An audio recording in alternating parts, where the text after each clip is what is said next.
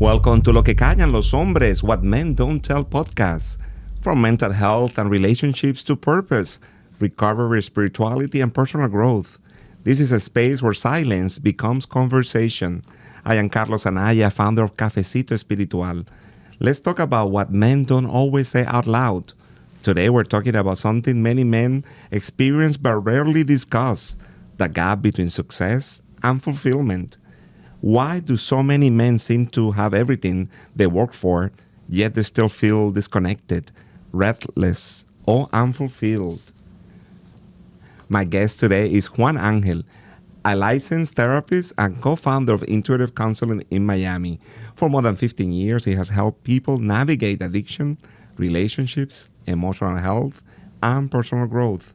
With a unique blend of psychology, mindfulness, and years of Zen practice, Juan helps people understand not just how to function better, but how to live more authentically.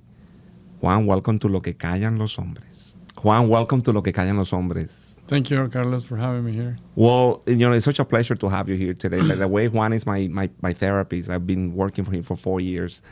And I also wanted to talk about that you deal specifically with professionals in a successful, very famous, strong people that have reach a level of success. What made you drawn into this particular clientele? So I didn't start with professionals. I started with anybody who needed therapy.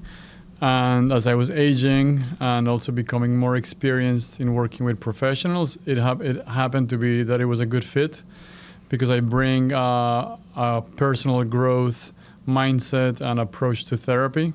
Instead of like a symptoms-focused or a pathological approach.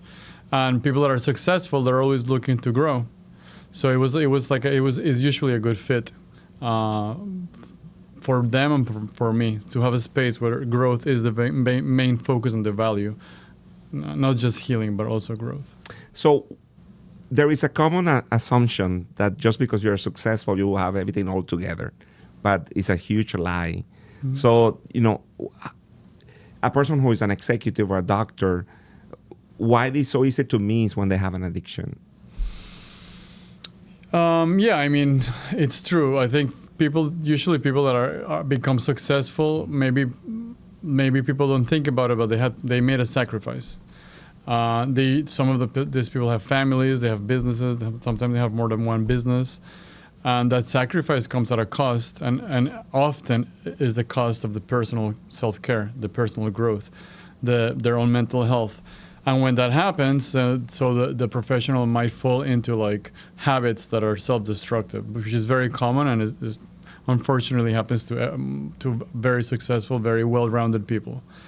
So it's easy to miss because you usually see like what they've accomplished, but you don't really see what's inside because there's like a split between those two worlds, and even for themselves. So what is it there is underneath the addiction? Is it it's just about the substance or the behavior itself? What do you think what is underneath the addiction? So after many years of me working in this field and giving it a lot of thought, the way I see it is that addiction is a habit that people have to be able to cope with emotional, psychological stress or life trauma or anything that happened to a person. And that habit is usually, unfortunately, repetitive in nature and overarching. It means that it is used to cope with many areas of life, including celebration, to socializing, to grieving. And that in itself is a problem, the actual strategy of coping with one behavior or a substance regularly. And then the other part that's a problem is that is the history of the individual. So if they had a difficult upbringing, if they have trauma, if they have a tendency to not take care of themselves, to not be able to build healthy attachment or relationships with others, and those things actually, when they are not addressed, they will increase the likelihood that the person is going to deal with the suffering with the habit that they've used all their life. So both are a problem. Is the habit and the history and the internal life of the person are kind of like creating an issue where there's potentially something like addiction. I must confess that I'm a recovering addict in many aspects of my life. So I was sexually abused and I was molested as a child. So that's why I saw Juan, because I needed to look for healthy relationships. I always attracted the wrong guys at the wrong time, at the wrong place. So I started changing my behavior to really understand what is it drawn me to an unhealthy relationships. So it took a years of recovery to get there, because I think honesty is the biggest healing process of any addict or recovering addict, is to come to the terms of healing and being present to who I am as a person and as a professional. So I knew that if I didn't look for help, I would be in danger. I would be, self-damaging myself. So what are the common traits of a person who is an addict that doesn't look for help? What are the constant dangers of not looking for help? Okay. Yeah. Especially this applies specifically to people that are successful. I mean, when you're successful, you have an approach to life where you feel like you're in control. So you might not actually look for help because you think you can figure it out. You think that you have an impression about life that because I was able to build this project or this business or this or have this amount of assets, then I can solve this other problem in the same type of way. So people unfortunately bring the same type of confidence that they used to build in the real world to their own inner life, and unfortunately, it doesn't really work the same always. So somebody can have a very successful business and they understand the patterns of making negotiations, but they don't understand the patterns of building healthy relationships. So and it's actually one of the first tenets of recovery is like to be able to surrender, right? So usually when you're very successful, your surrendering is not really like your strength, because building projects in the world requires that you believe that you're a go-getter, and surrendering in a way is almost like letting go and being okay with things as they are. So that is kind of almost counterintuitive, or it doesn't really match for a person. Yeah, because you accomplish things, but you still feel empty inside, and no matter how much of an award you get, how much money you make, there's still this emptiness, which is the isolation and the grieving of something. So, which leads me to the next question. How does actually make an addiction worse when people are just always in the attitude of getting things instead of just suppressing the emotions, which makes it even harder? So yeah, so if someone, it goes similar to what I'm saying. If somebody has an approach to life where they are confident that they can build things, then they're going to be able to use that even in their addiction too. Because in a way, addiction could be kind of like an approach to life where I'm entitled to feel good. I'm entitled to suppress my emotions so I can keep doing what I'm supposed to be doing. Which it only works to a certain time. Then you start numbing yourself, and then you start just numbing the aspects of ourselves that need healing, basically. Yeah, it's a short-term solution so that you can keep functioning. And it's also like a short-term solution that gives you the feeling that you're in control and that you are entitled to have the success that you have. And that's why I feel like I met thousands of men, and they all fragmented in one way or another, either financially, spiritually, sexually, emotionally. That's why I wrote Lo que Callan los Hombres, which is about, discovering what is it that men are missing and what is so difficult for men what is it that men don't tell? What is it that men don't speak about? Well, with me in therapy, they usually tell me a lot of things. That's why they come to me. But what do they tell others? They don't tell them about sometimes the pressure that they feel to be able to maintain the success. Sometimes they don't tell them about their identity, like developmental stages that they never were able to go through in life. So parts of them are still in adolescence or childhood, but people don't even realize that, and they don't even realize that until they come to therapy, for example. They don't tell people that sometimes they're trying to keep up with their buddies from high school. So and that is a lot of what drives them is because they want to maintain the status. Sometimes they don't tell that they're actually very lonely and that they're dissatisfied with their romantic relationships and they don't know how to build a healthier relationship. That they want a healthier relationship with their partner, but they don't know how to create it. So they don't know how to really, they don't really challenge or they don't really bring that information to their loved ones. So it gets complicated, huh? It's very, yeah, for sure. It's very complicated. So men are for the Mars, and they say women are from the moon, and the other ones are from Mars, something like that. Men are from Mars, women are from Venus. Is that so? Why is it so complex? Because women have this ability to speak freely, but men don't. Yeah, but also, I mean, I also see women in my practice, including professional women, and it's actually, in some ways, it's not super different. In some ways, they also are, especially a woman that's successful. There could also be a split. There could also be parts of them that are having like caught up with their age. There could also be habitual patterns of behavior or being in the world that are not healthy.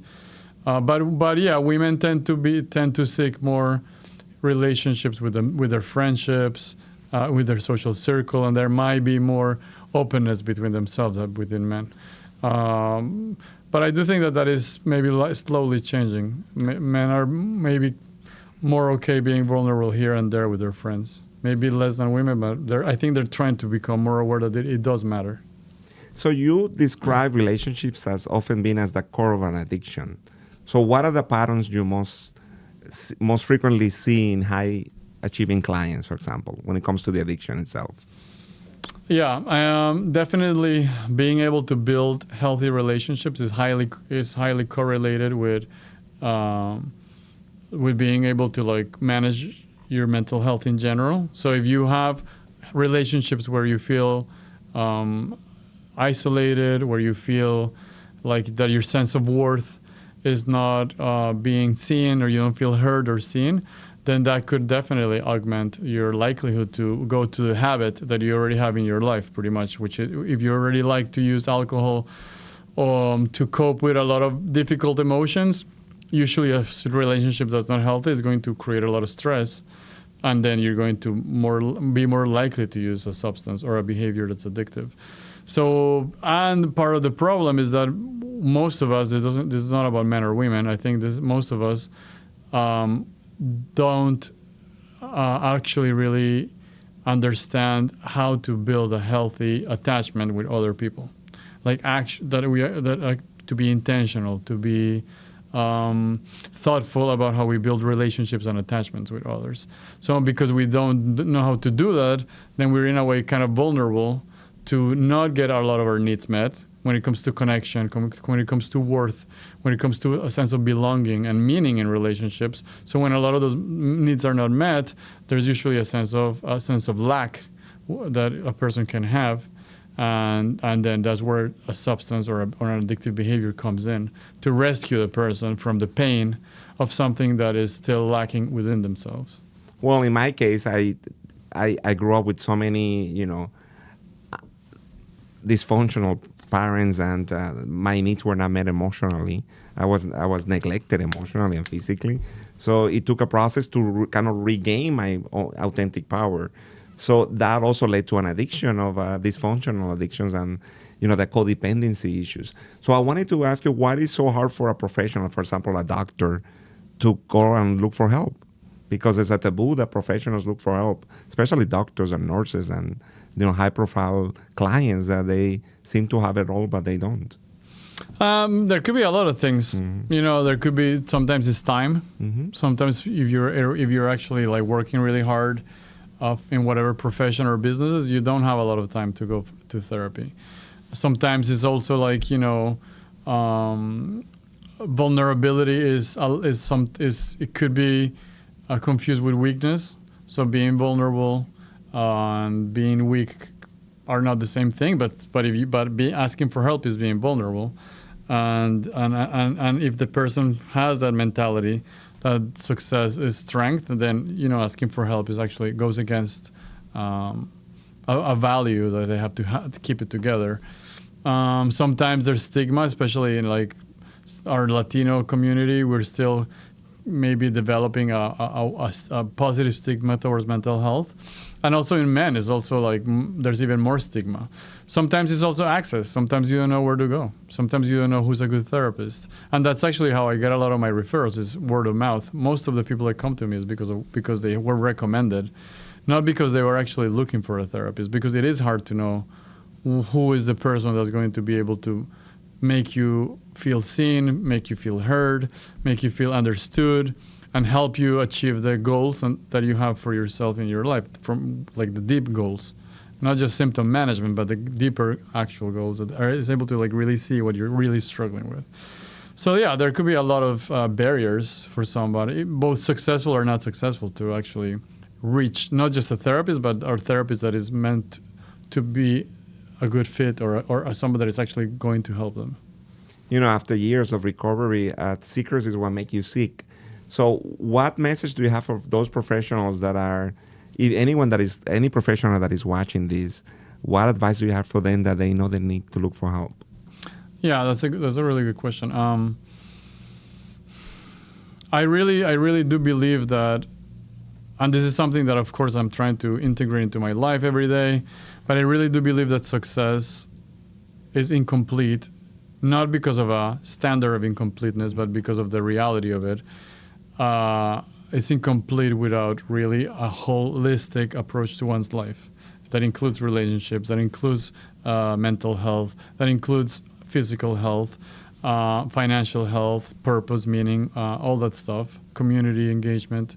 So when a professional is saying, okay, well, I want to be able to achieve a vision, for example, for my business, that vision is going to be incomplete or maybe limited if that same professional is actually, or that business owner is actually approaching life only from a materialistic point of view. If they're building a business just to make money, for example, or even to make other people money, and that's the only purpose that drives them, then usually that is going to lead that person to not be able to accomplish a larger vision, and that's when their or in mental health, their own spiritual health, their own emotional health comes into play. If the person learns about who they are, heals some of those wounds, the vision becomes more complete, and the vision becomes more vast.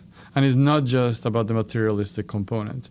You could build any type of business with a vision and a mission that's much more, more complete, in a way that actually helps people in a better way, not just in the realm of matter and finances and money, and assets, but actually in the realm of purpose, in the realm of life satisfaction, in the realm of freedom to be able to cultivate healthy relationships, because all those things are interrelated.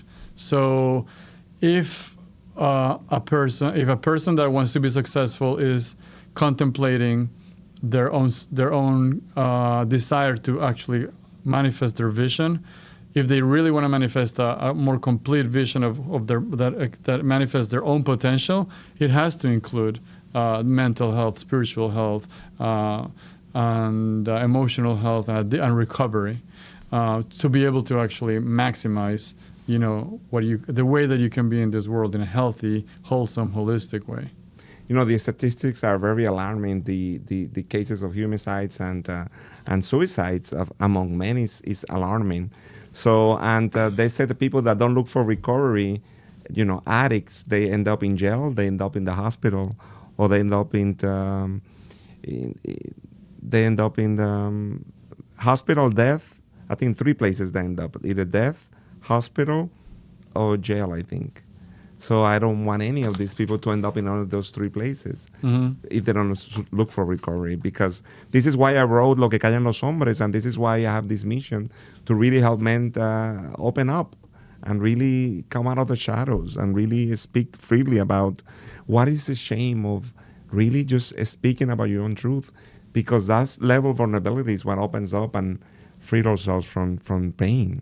So I want to thank you publicly for the work that you have done towards Carlos Anaya and towards, making me a whole person and to allow me to love again and to trust again and to live more authentic lives. So thank you so much for your service and for your work. And I strongly recommend Juan Angel for any person that deals to any addiction, family issues. Juan Angel is my therapist, and I strongly recommend you. So thank you so much for being here today. Thank you. Again, this is not just a conversation. This is real truth about what lo que callan los hombres. See you next time.